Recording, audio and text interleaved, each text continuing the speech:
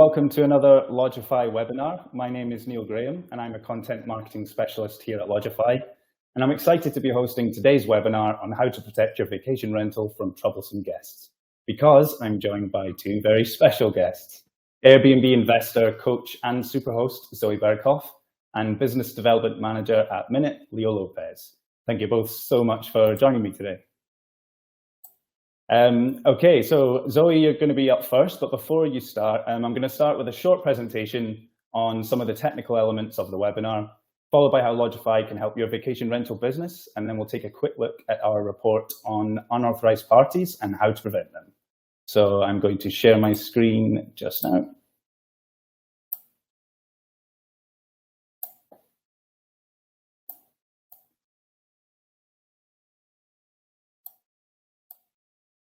Okay, so before we start, one second. Okay, so please keep in mind that we can't see you or hear you, but we do encourage you to submit questions throughout the webinar, as we'll have a Q&A session at the end. Please make sure your questions are relevant to the webinar topic, and please keep them as general as possible so they can help as many attendees as possible. You can use the Ask a Question section for this. We also have a chat section where you can leave comments, but please use the Q&A section for any questions for Zoey and Leo. If you have any support-related questions, please feel free to email them to help@lodgify.com. And we are going to be recording this webinar, which will be sent to you afterwards, and we'll include it in our webinar recap blog as well, which will be published tomorrow. Okay, so now a little bit about Lodgify. For those who don't know, Lodgify is an all-in-one vacation rental software that empowers owners and property managers to easily create their own bookable website and accept direct bookings. Additionally, hosts and PMs can manage all their reservations and guest communications from one centralized platform and sync their listings and calendars from external channels like Airbnb, VRBO, and Booking.com. Our three main features are the channel manager and the ability to sync calendars, the PMS system, and the website builder and booking widget. Just to clarify, we offer the option of creating your own website with Lodgify, but if you already have one, you can embed our booking widget so you can still enjoy the benefits of using our reservation system, channel manager, and PMS. And we recently launched our brand new AI assistant, which you can find in your dashboard's inbox. With just a tap of a button, the AI assistant reviews the latest message from your guests and generates a customized response by drawing from various online sources, including general online data, your Lodgify account details, and reservation data. Responses can cover a wide range of topics, such as suggesting restaurants, listing local activities, providing check-in times, explaining house rules, and much more.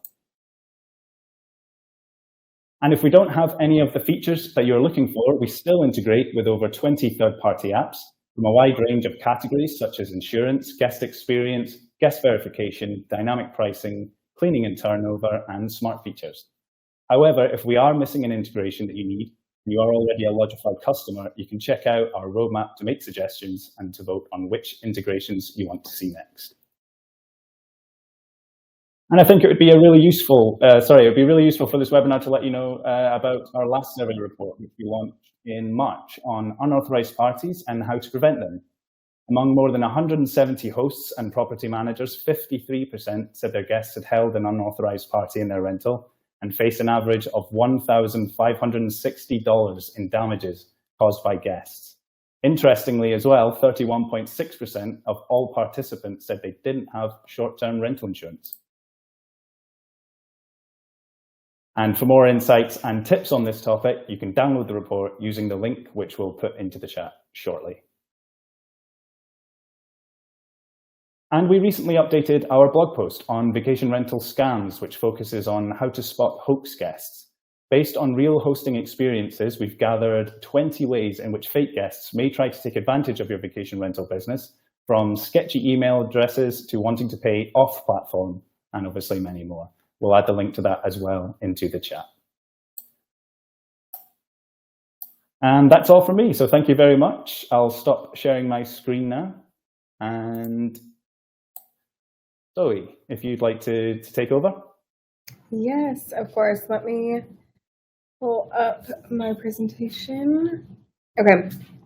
So hello to everyone. Thank you guys for joining. If you don't know me, my name is Zoey Berghoff. I am a short-term rental host, investor, and coach. So I'm in the space, teaching others about the space, and I'm right there with you guys that are experiencing guest interactions day in and day out. When it comes to what we do in the short-term rental space, we have a big focus on adventure, unique stays, very nature-encompassing stays.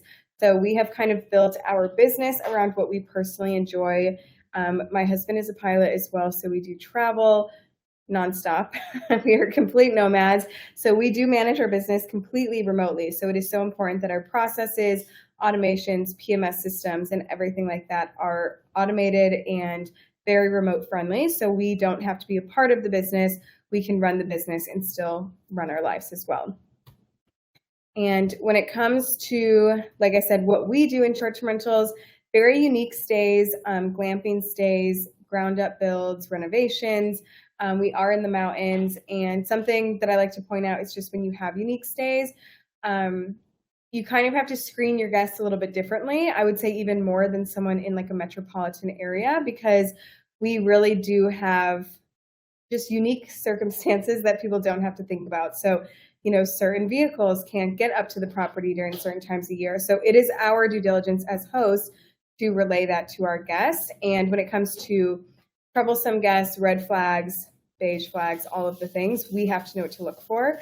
So this topic really relates to our business and our rentals.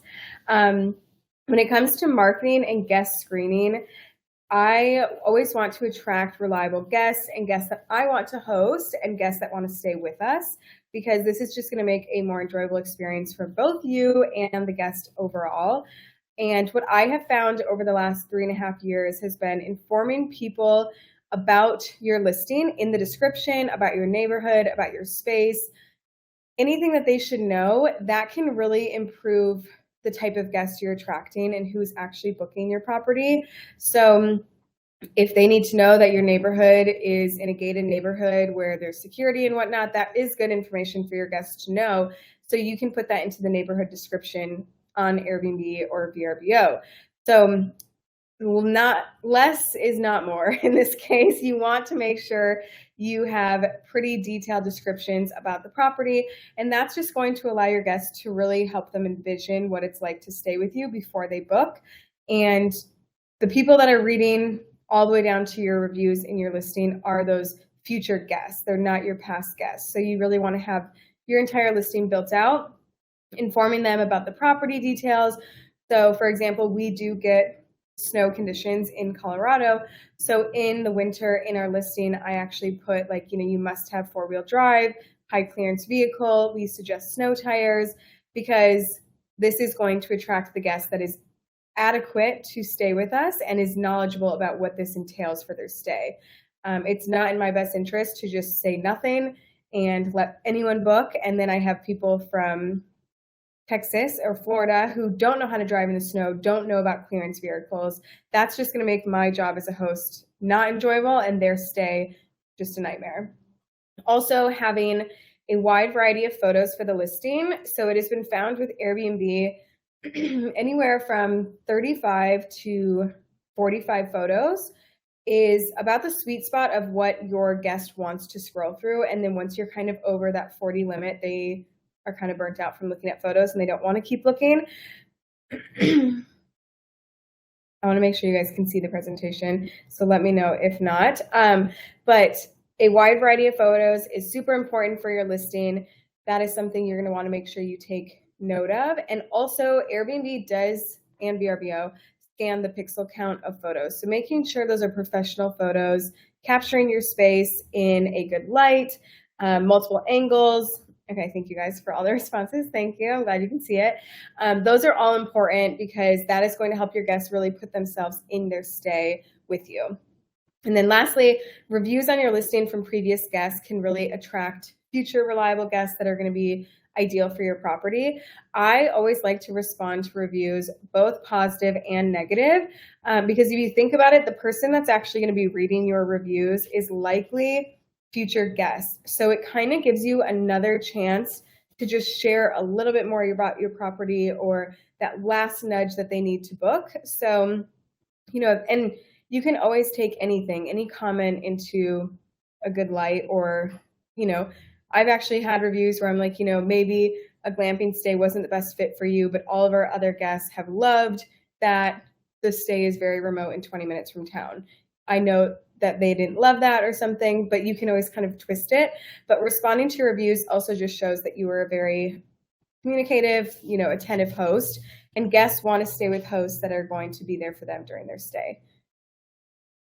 And then red flags I don't want you to miss is, and I can go on and on about these, and I will say, I'll preface that, like, no matter how long you've been hosting, how many properties you have, we're all doing the best we can to obviously have great guests and host to great guests and not have anything happen to our properties. But no one is perfect, and sometimes you will have guests that just skate by the lines, or you couldn't have caught that red flag before they stayed with you. So don't, punish yourself as a host that you should have done better. It's a learning lesson. It happens. Be proactive, apply any edits or updates you need to your listing, and move on.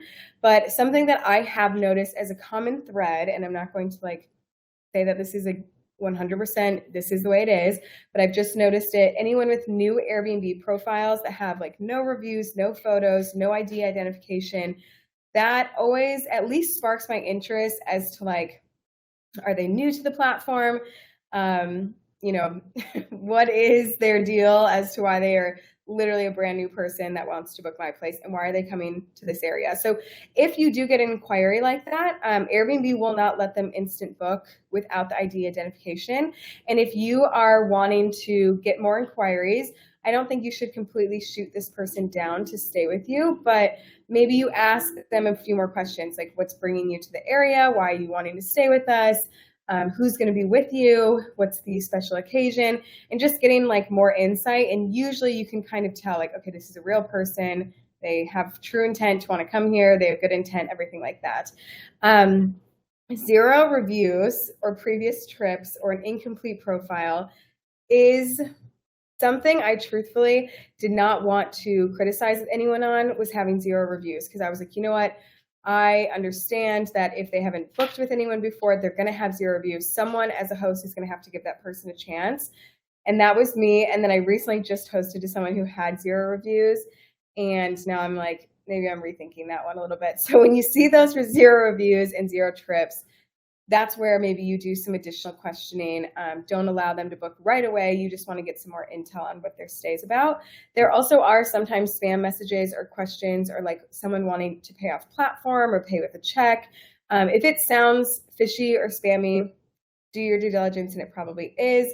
That is just something that any big platform is probably going to have those little spam messages. So just be realistic that Airbnb is not perfect. They can't catch every single thing. So do your due diligence as a host. And then anyone that has poor reviews from previous hosts, definitely take note of this, because as a host, leaving a truthful review, if it's poor to this person, we're taking a chance that they may leave us a personal poor review as well. And we really want future hosts to be aware of this person. So I really take note of that, because that host kind of risked their own reviews for their property by leaving that truthful review. And I've left poor reviews for people. I try to be mindful that I know a 1-star or 2-star can really hit them as if someone on the platform, but I will leave descriptions about just, what they inquired on in the property, or what was troublesome, or if they damaged anything. So how do you see guest reviews? I cannot see on Vrbo and Airbnb. You will see them when you have someone inquire with you. It will give you a little tidbit about their profile, saying blah, blah, blah, has had 15 trips. They've been with Airbnb since 2012, 10 reviews. And then you can actually click and I believe read those reviews from host. So that is a good way to kind of keep those things dialed in. And then lastly, having clear communication as a host. It's our job as hosts to really ensure that we are communicating for our guests the way they need and having effective communication. You are not doing your job as a host, and you're not being a good host if you can't do this. So having clear information, house rules, directions, expectations from the beginning, this will really help set the scene on what the guest is expected of and what you're expected of as a host, and leave just for a great experience for everyone. Sending multiple messages prior to arrival date. So when you use a PMS similar to like Lodgify, you can have automated messages that will send throughout the entire booking time until they arrive. So that's going to help automate your business so you don't have to manually go in and send those. I send all of our messages automated, and most of what's in the messages answer any additional questions that people may have. So I really try to, hit all of the little things that could come through. And then obviously if there's like one-off questions, like, what's the speed of your Wi-Fi? Or, do you have mosquito repellent at the property? Like very random things. I will answer those manually, but when I get those manual questions, I always like to take note and just be like, is this a question that every guest is wondering? Or is this one particular guest wondering if there's a waffle maker or something? Like, is that something I need to disclose for everyone? Or is this just like a one-off situation? So just having all of that clear information in your listing is so, so important. And that's going to make your job as a host more enjoyable, because you're not going to get those 10 p.m. questions that come through about how to turn on the TV or what provider you have on your TV. So that's going to make your life easier.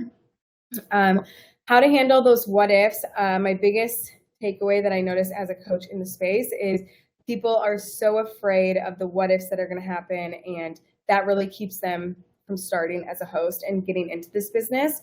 So I want to assure you that if you prepare and are proactive as a host rather than reactive, you're going to have a lot more enjoyable experience, and you're not going to have to handle those what ifs as much. Also, having the simple safety precautions set in place. So a fire extinguisher is visible. It's not like, in the cabinet in the back right if you have your head twisted to the left. Like, we want to make it very visible in the kitchen, if it needs to be by the fireplace or the grill, first aid kit, anything like that. Those things can just help, keep the safety of your home for anyone there, and you don't have to worry as much. Communicating only through the booking channel or through your PMS is very advisable. So don't take things into text messages and emails, phone calls. Obviously, if a guest calls and is lost, I'll answer, but I really try to encourage them to stay on the platform because everything is tracked. And if something were to ever happen, Airbnb or Vrbo can actually go back and see what the whole conversation and dialect looked like, especially if like someone had like a, grill fire. Like, I don't want them to call me and text me and have this whole communication. Obviously, if they did, I would screenshot those for proof, but I would prefer like, hey, can we continue this conversation on the platform where your reservation is hosted for ease? And then disclosing any security measures in your listing. So security cameras. I just had this conversation with the host yesterday. We don't think you need to disclose like a smoke detector. They do have like wind, which is like noise and smoke detectors. Because the noise detector is not listening to actual audio and conversations, it's listening to the noise level. I don't believe you need to disclose that, but it could be just something, a little like tidbit in your description, or for your guests to know, like there are safety measures on the property to ensure, noise levels stay at what we've agreed upon and whatnot. And I'm trying to think if there's anything else about security measures. Definitely disclose your security cameras, everyone. That is the number one way to get a listing shut down, is if you don't have those security cameras disclosed, or they're interior, which is definitely not advised or legal in really any way. But outdoor cameras, totally fine. Totally fine. So I want to give you guys, before I wrap up, just a quick experience that I actually had like last week. It was really funny when we were talking about this webinar. I was like, this is very on brand for what I just experienced as a host. So I had a guest inquire with us, and I'm just going to share everything that went down. I'm not like judging the guest or anything. It's just exactly what I experienced as a host who's been hosting for a while, for a lot of stays. When they first inquired with me, my biggest red flag I should have looked at was our property hosts 6 people, and he had 6 adults plus 4 infants, which I instantly was like red flagged about that, just because property hosts 6. So 4 infants. I was like, do you guys really have 4 infants? That is like a lot of babies to come with. And I, instead of like letting them book right away, I did inquire, like just confirming you really do have 4 infants. Like, what are the ages? Like, is it under 2 years old? Are we talking under 5 years old? Because I knew once you get to the 4 and 5-year-old range, like we're talking kind of just another person in the property. And I didn't want them to feel cramped or like it was too small. So that was something that should have kind of set me apart. He did clarify they were infants. I did tell him, like, we don't have extra beds. There's not a pull-out couch. Like, we have one pack and play. If that's not what you're looking for, you need to bring your own. So I was very adamant to just set those expectations from the beginning. This was like kind of a last minute booking. I knew we probably wouldn't fill that weekend. And now looking back, we probably should have just kept the weekend open, but I let them book it. And they had extensive questions from the very beginning of their booking. He was asking me, what's the Wi-Fi speed? 3 different times he asked me, am I going to send him directions? Am I going to send him this? Like many things that were just proving to me he was not reading my messages, which is totally fine. But when someone's asking me things that I'm already answering in a message that they're just too lazy to read, it gives me a little bit of an idea of like what I'm working with. You can see on the left in the pictures, this was a few screenshots of all the questions I got from him. And this was not even half of it. This was only like a 2 or 3 day reservation. So lack of attention to detail, disrespecting the home, was pushing my boundaries. Once he stayed there, he just kept asking for more and more. He was like, hey, there's another property on this nearby. Can we go use their grill? And I was like, there's absolutely no reason they need to go use that grill when there's one at the home. Hey, can we go sit on that patio? We want to see what the view is. There's a patio for their house that they're staying in. There was no reason they needed to have 2 patio options. He wanted to check in 3 hours early. He wanted to check out 4 hours late. Like he just kept pushing the boundaries. So this was kind of just like a full encompassing, like I wasn't crazy to be red flagged in the beginning. And then at the end of the day, there were some damaged and missing items. Nothing crazy. Don't worry, your home is not going to get absolutely trashed. We did have to do a little bit extra cleaning, which I was able to charge him for. And then also the items that were damaged, like we had missing placemats. That was $15 to replace. Not a big deal. I don't know where they went. I don't know if they got thrown out or where they went. And then there was an outdoor umbrella that was missing. And I did ask about it. He literally acted like I was crazy. So maybe the wind took it or something. I don't know. I was just like, okay. And he did leave an accusatory review that I was able to get taken down with Airbnb because you can do that nowadays. It went against policy of Airbnb. So that review was taken down. So we didn't have a hit on our listing. And that was kind of like my experience with this guest. Here's a little bit of what we're so lucky to experience. And I actually was the one who arrived to the home. I happened to be in town. So thankfully it was me that showed up to this. And it wasn't atrocious. Like, yes, it's unfortunate, you know, why were they so messy? Maybe there's 4 kids. But the biggest thing was I did request for an additional cleaning cost and the damaged items. He immediately declined those, and that prompted him to leave a 3-star review right away after. Like it was within 5 minutes. And I was able to get the review taken down, like I said. And then because he declined that, the request went to AirCover, and Airbnb did pay me out the $390 of what the cost was. And by doing that, I had proof of photos of what the clean entailed. I had proof of a cleaning invoice, and then I had proof of what it cost me to replace the umbrella and placemats. So that's as your job as a host. If you are going to try to get that money to recover the stay, you do need to show what you're, you know, buying and paying for. So that's just a little bit of an experience that these red flags are something you really want to look out for from the beginning because it can save you this headache. Like this was a headache for our cleaning team. We had 4 people in there. It was just not needed. And this was a same day turnover. So we only had 6 hours to get this place back to what all guests expect. So that was a little bit about, you know, troublesome guests and what I've experienced as a host. For anyone who's interested, I do share hosting experience on social media and our journey and tips and tricks. So feel free to follow me over on Instagram at Zoey Berghoff, and you'll kind of get an inside scoop as to what we experience day to day and future projects that we're working on. All right, thanks so much, Zoe. I was just going to ask what your experience was like going through the AirCover process. Yeah. I was just wondering if you had any tips for people, because I think that's something that people have issues with. Some people, they get scared about AirCover if it's going to work. And I will say I've been hosting for 3.5 years now, and it has significantly improved just the overall experience as a host. So I really like to see that Airbnb is trying to give back to the guest experience and the hosts as well. I have not had to use air cover a ton because our guests are set expectations the right way and we don't get a lot of damaged items. We've never had to replace something over $100. So we're not replacing like couches over here and beds and whatnot. It's like, oh, the sheet, was stained. Okay, it's probably just time to replace it and toss it. With air cover, what I like to do is if the guest, I do like to mention to the guest first, like, because it's going to go to them if they're going to approve it or not. And if some guests will and some guests won't. I always like to not be accusatory. I even with this review was like, in 3.5 years, we've never had to bring in extra cleaning for same day clean. So I've attached that cost that was on our end. And then also, if you can tell me where the missed items of the placemats and the umbrella are, I would love to relocate them.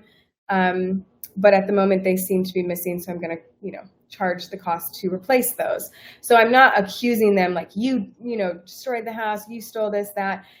And he still rejected it, which is totally fine. I'm not super shocked by.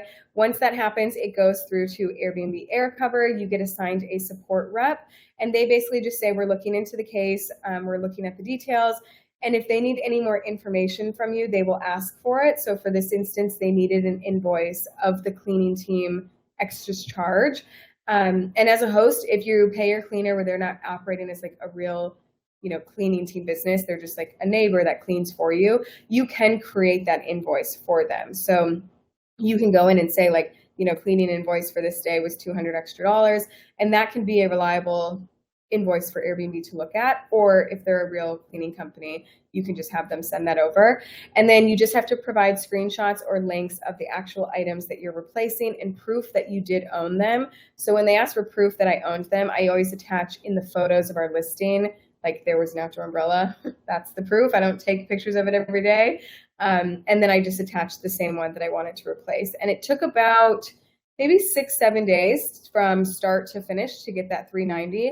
And that $390, I think, is processing as we speak. So it was not super long, but this was also a smaller amount to request. So when when you start to request thousands and tens of thousands or whatnot, Airbnb is going to, try to protect their butt too, that they want to make sure it's a realistic thing that they have to cover. But you are protected up to $2 million in air cover protections, I believe, maybe $1 million. So you also want to have short-term rental insurance as well, so you don't have to only rely on air cover. But I've had only good experiences from here on since of using it. Oh, thank you so much for that. Mm-hmm. Just before I pass on to Leo, I noticed a few people are writing in the chat about seeing a blank screen. And then I noticed someone had said that they switched from Safari to Chrome. So this is just for the users that if they're having difficulty seeing the presentation, you might want to try just getting it in a Chrome tab. Perhaps that might be better for you. Okay, thanks so much, Zoey. Leo, would you like to take the mic? Sure thing. Thanks, Neil. So hi, everyone. Thank you all for saving some time to join us here today. So I am Leo. I'm helping Minut to grow in Southern Europe, and I actually also manage a few vacation rentals. So it is actually a pleasure to be here and present you some tips today on how to protect your vacation rental from troublesome guests. For those who don't know, Minut came into existence as a company mostly focused on noise monitoring in the very beginning. And it was actually one of the key features that people tended to come to us for. We'll go deeper into that, talk about some of the newer features that we have. But I will be remiss if I don't mention that preventing noise complaints is actually one of the key things that you likely want to do as a property manager in order to have a good relationship with your neighbors and with the community, of course. And I believe that really begins with communication, as actually Zoey was mentioning earlier, right? So to have a good relationship there with your neighbors, with your guests, you really need to communicate directly and clearly. And then, of course, quickly can be. Oh, sorry, I think that's sharing the wrong slide. Sorry for that. So I was saying that communication is key with guests, with neighbors. Also, communicating quickly is another component. And after all, open and respectful communication is key in this vacation rental business. We also often recommend people that are expanding their portfolio to reach out to the local associations in the area. Usually, they know about the restrictions that are at the moment in the local area, what are the rules, what the regulations are of the rentals. Another good tip actually around the association is that some people overlook at this, but it's good to ask these associations about the rules and regulations that have come before, maybe local government, and have been voted down, because even if that restriction is not in place at the moment, it could be a good indication of how the community as a whole feels about the short-term rentals, and it can indicate you on how successful can your business be in the long term and how can affect to you. So it is crucial to be asking these local associations from my point of view. In this regard, we find most regulations begin with unhappy neighbors. So complaints arise from essentially bad actors in the property management space. Sometimes there is a lack of a good environment in which neighbors are happy to see guests coming and renting the area. It is something that happens a lot here in Spain, in Southern Europe. The vacation rental industry is getting a bit bad fame. And there are a lot of complaints to homeowners, to associations, to the government. These usually lead to local government to take some action. So we find it's pretty key to communicate early and often with these neighbors, and of course to communicate early and often with your guests as well. As Zoey was mentioning earlier, if they're causing problems within a rental. Additionally, I think understanding the stakeholders in your area and who has the influence to bring those type of things before local government is especially important. And we think that begins even just with the next door neighbors. We've seen some of the customers that we are talking to going to the next door neighbors in a new property, letting them know that this property is being rented in short-term rental, and providing them with information about how they are planning to manage that property, especially if you're using something like Minut. So it can be a very good intro to mention that you do care about noise, cigarette smoke, and those kind of issues that can be generated from an STR, and that you will be actually the one monitoring these type of things. It makes them feel more tranquil about the situation. So letting them know that you're welcome to communicate with you, but you will also be communicating directly with guests who might be breaking the rules that are set in the area or in the apartment.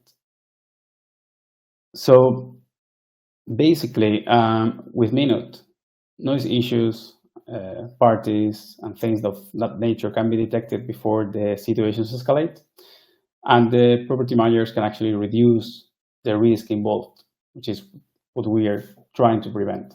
So speaking of those features, let me go a bit more in depth so that those of you who still don't know Minut can understand what solutions we can bring to property managers and property owners, of course.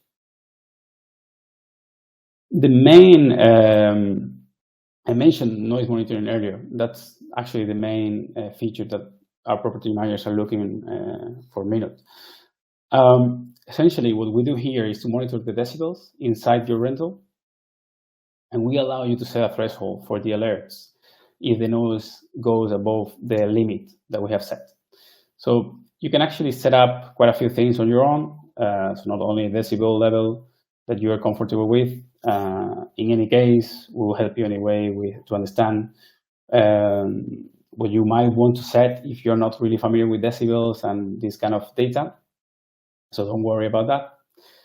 But what is even more exciting is that with an integration like the one we have with Lodgify, you can actually automate text and calls to the guests right away. So not only your team, yourself as a property owner is informed that there is a noise issue, but you can actually ask the guest to quiet down automatically. And that can be done via an SMS or a call with some messages that you can edit, you can customize anytime. So this way we will be sending messages a few times as the noise continues, as long as it does, and you can customize what is said at each step in that process. So you can start with a kind but firm message and then get a bit more firm as the noise continues if they don't shut down. So apart from that, you will see there that we've recently released our cigarette smoke detection. Also, Zoey mentioned earlier something about it. I'll be touching on it just in a moment, but coming to the device itself, which is the one you see in the picture in the right side, that is our latest device. It has been released at the beginning of this year, and it brought up the ability to use this type of noise monitoring outdoors as well as indoors. So it's going to withstand, obviously, weather conditions, extreme temperatures, either high or low, and it's just going to hold up well against anything, any condition like rain, dust, insects, just about everything you can throw at it. So the very same sensor, you can either place it indoor or outdoor. It will work in both cases. It's also good to know maybe that the Minut device is wireless, and it only needs a Wi-Fi connection in the property. And apart from noise and cigarette smoke, we also monitor temperature and humidity as well, so that you can also set highs and lows for threshold with some alerts related to it. There's another feature that most of the property managers love is a security alarm. It's very useful when your rental is empty to prevent from intruders. So this is basically a summary of the different features that we are offering at Minut, and the good thing is that it's a standalone device, so you can find all features in the very same device instead of having different devices for different features in your property. Well, I said I will mention a little bit more about cigarette smoke detection. It is something that has been claimed by many property managers during the past couple of years, and we released this feature in at the end of May this year, so a few months ago. It is an AI, artificial intelligence power feature. It is quite intelligent, and it is smart enough to know the difference between something like burnt toast and cigarette smoke.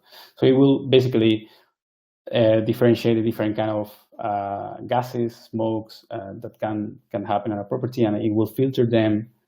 And with the machine learning that we use, what we want is to make sure that we filter the different gases good enough to prevent from false positives, obviously, because what you want is to get alerts when actually someone is smoking, not with any other kind of gas.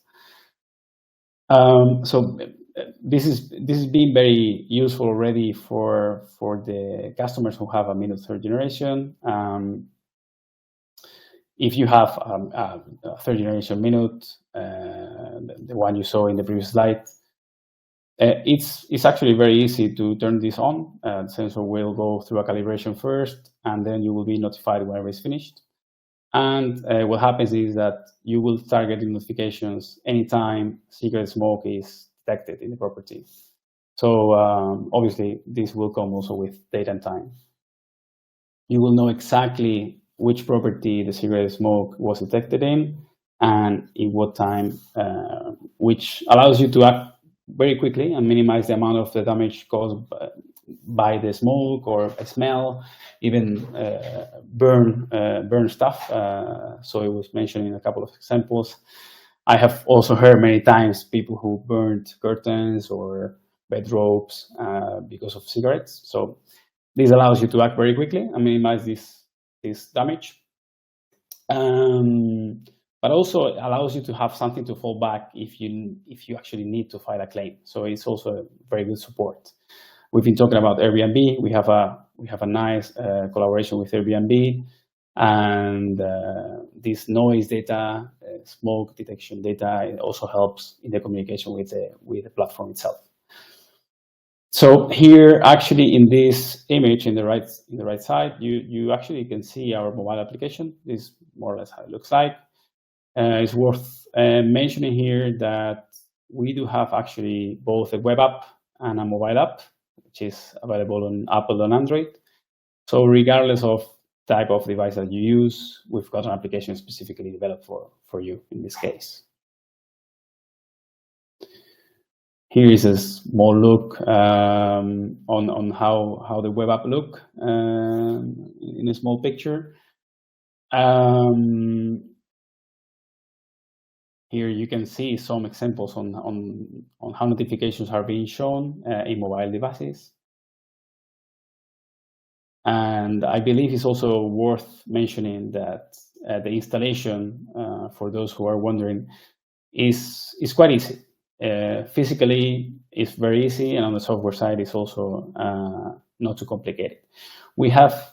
Physically, we have a magnetic plate on the back of the device that has a 3M adhesive. So in most cases, it's a very easy way, as easy as peeling it and sticking it wherever you like the device to go. As I mentioned earlier, it's wireless, so you don't need to worry about the device being in the wall. You can place it in the ceiling.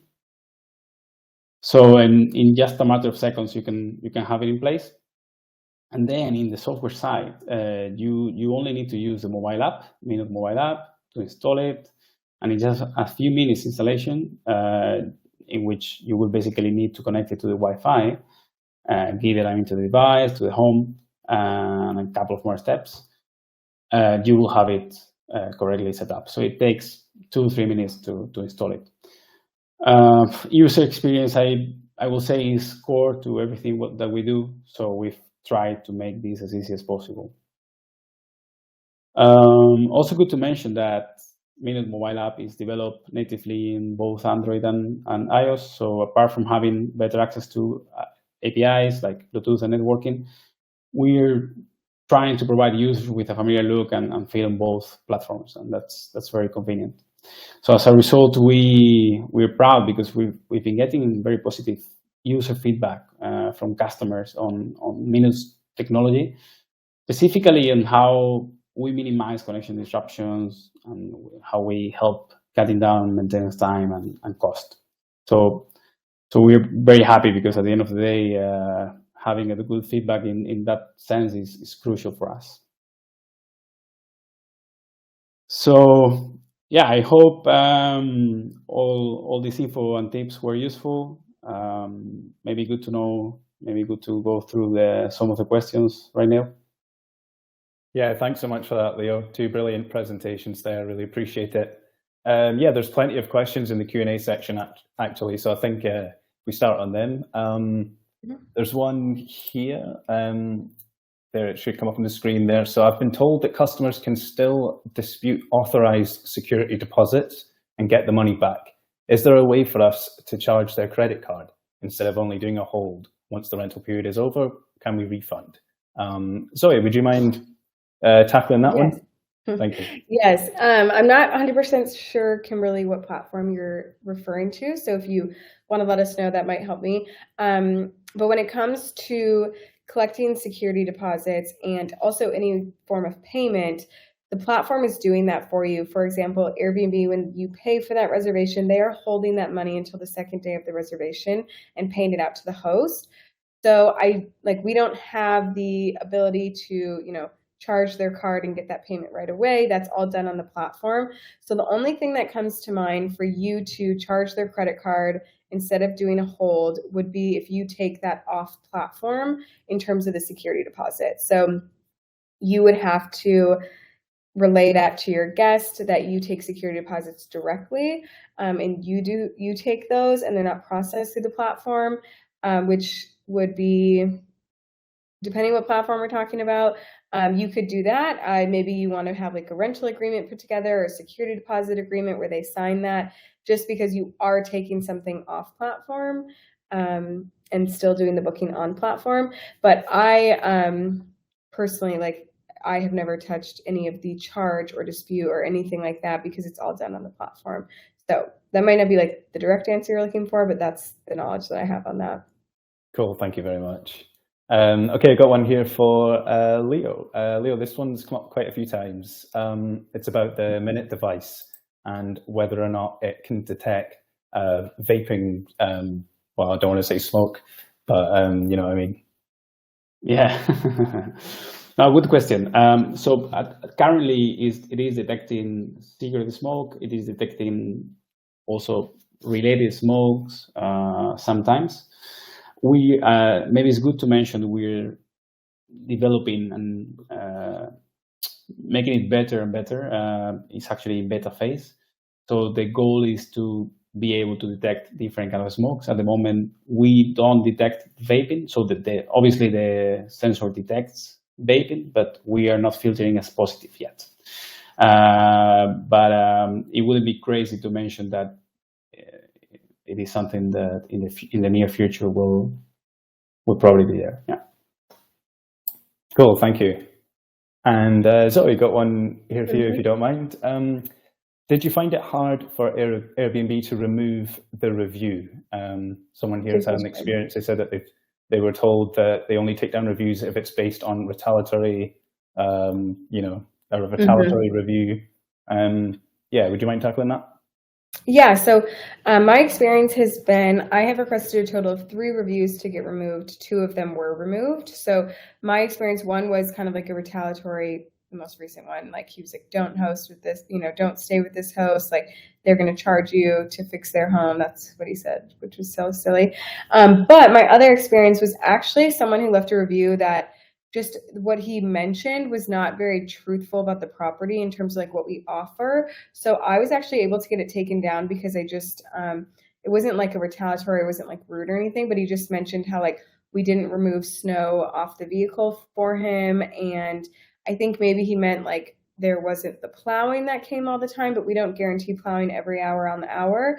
And I was able to talk to Airbnb and say like, we don't, you know, clear our guests' cars or anything and touch their vehicles, and they did take it down. The biggest tip I have from a friend is when you want a review taken down, when you go to submit that request, make sure you have the Airbnb like rule review policy kind of pulled up on your computer and actually pull in some of the terminology of like, I believe it is going against this rule policy that you have. So you can actually kind of directly present to Airbnb, like this is why I want it taken down. This is what it's going against in your policy book. My friend said that he always does that when he talks to the support reps, and that sometimes can help a little bit more. It also is kind of just the rep you get and their discretion. You can try to always like submit it again. If you can't get it taken down, it's not the end of the world, but my biggest suggestion would be make sure your response is a very crafted response to that review, and make sure you do respond to it so your future guests can see, you know, maybe the guest was just kind of in the wrongdoing and you as a host have to kind of deal with that review, but you can creatively relay that in a response that future guests can kind of understand, like this was the type of guest that they are and it's not really the host because they don't have any reviews like this elsewhere. Thanks, Zoe. And Leo, I think we have another one here for you. Says, can you talk about what mobile devices are monitored by Minut? Basically, they're interested in monitoring occupancy because often they have guests with more than one device. Yeah, sure thing. So the occupancy feature is quite interesting and is the second one that we have in beta phase, as well as the cigarette smoke detection. So at this moment, we detect the 100% of the EOS devices. Good to mention that what we do is we detect Bluetooth of the mobile devices. So if you go with MacBook or different devices, it won't be there, just for the sake of accuracy. And when it comes to Android, there is a few type of Android devices that we are not yet identifying, but we are actually covering most of them. So I would say accuracy of this feature is not yet 100%. We're still we still need to make some improvements to make it be 100%. But yeah, the idea is that once we've passed the beta phase, is actually gonna tell you the number of devices. But again, some people usually ask if they will be able to know how many guests are in the property with this feature. The answer is no, or not really, because I might come with 2 mobile phones, so that will be 2 devices for 1 person. But also it is related to the privacy that Zoe was mentioning earlier, that is key, and it makes impossible to record any content, any audio, any video, which is key for us and also for our collaboration with Airbnb. And hence we have to use this kind of feature to identify actually the Bluetooth devices. So it's quite difficult to determine the exact number of people in one apartment, basically because of the privacy policies that we have to respect. Thanks, Leo. There's actually another one here related to Minut, if you don't mind. Of course. How can I purchase the noise detection and cigarette smoking device? Is it just on minut.com, or is there, is it through other platforms as well? So you can actually do it directly from the website. Good to mention that noise detection and cigarette smoking device is all in one, as I mentioned earlier. So you have all these features that we came across all in one device, and all the features are included. Our aim is to protect homes, and hence to give the tools to the homeowners and property managers to do that. And yeah, easy to do. It's just a few steps. Go to the website, buy, set a Minut account, delivery, shipping details, and you'll get it in a matter of 2 to 3 days. Cool, thank you. And Zoe, I wonder if you might be able to try this one. So this one here is about direct bookings. Basically, what if you're booking direct, so don't have access to Airbnb profiles or reviews from previous hosts? Are there other ways that hosts can sort of look out for problem guests? Yes, that is a great question. I was trying to brainstorm, like, what would I do for direct bookings? I don't take tons of direct bookings. When I do, they're usually from repeat guests. So I have hosted on the platform with them before. I do know some who their business is a lot of repeat bookings on a direct booking site, and sometimes new ones. The biggest thing I would probably do is I would have definitely kind of like a different set of screening that I would do for direct booking new guests that I've never hosted to before, just because you are stepping away from the platform's protection, which I'm not saying it's like the end all be all, but it does help to have that second barrier versus just like your short-term rental insurance. So I would probably have a different set of screening questions, and I would almost probably just jump on a quick call with them. I know I'm telling you to like stay on the platform, but now you're direct booking, so there's no platform to stay on. So I would probably jump on a phone call with them and just, want to hear more about their stay, their guests, who's coming. Obviously, there's incentives for both to do direct bookings because you save on fees. But if you're doing one in a while, like just very rarely, I would probably just screen them a little bit more. But if you're trying to build a fully direct booking website and like full bookings are happening there, I would probably kind of think through, what do you want your screening process to be for every guest to go through? Do they answer a certain set of questions? Do they fill out a form for you? And definitely if you're doing direct bookings, like I would have a rental agreement in place. Everyone signs that, agrees to it. That helps protect you, obviously your short-term rental insurance.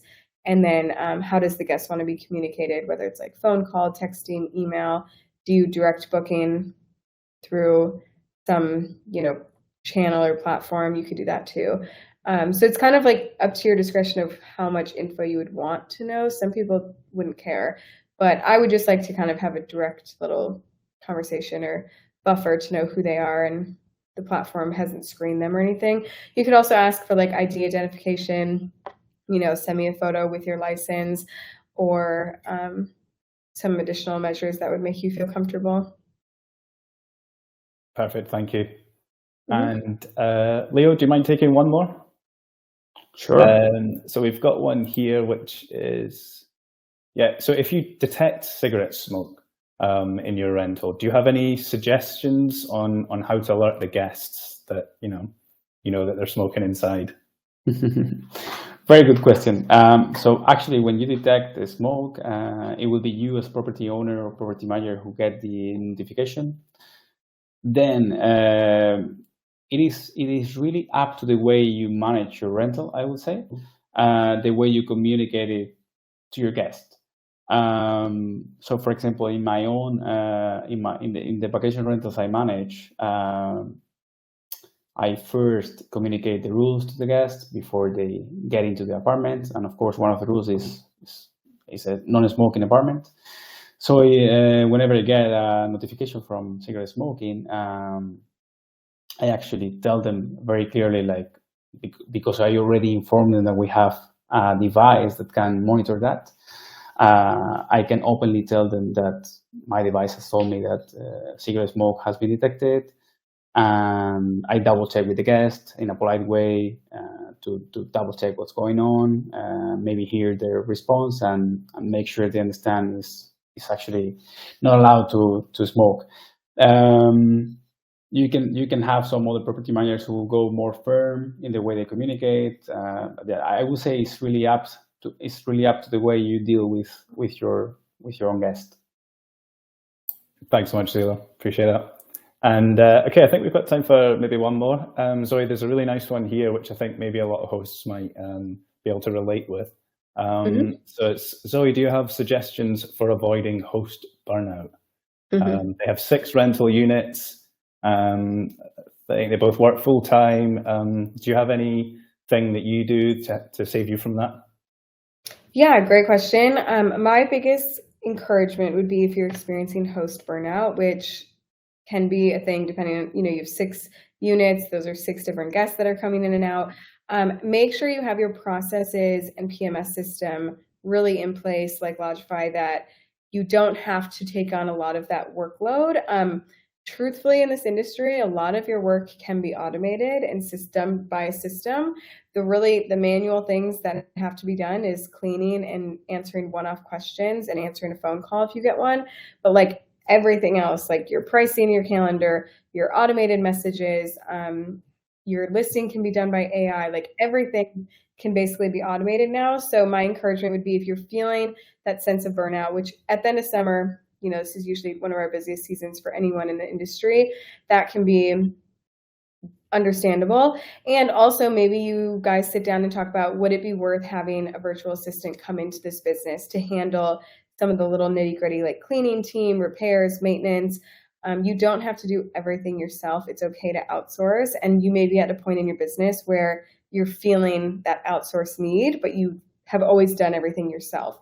So maybe think about that. And if you're in that spot in your business, and really rely on the processes and PMS systems, because they're there to do the jobs that we don't have to do. So you don't experience that burnout, and you don't have to spend all of your extra time worried about this business. That's absolutely not the goal of why you would build a real estate or short-term rental business. Great, thank you for that. It seems like there's a couple other questions. Do you guys have time to take maybe one or two more?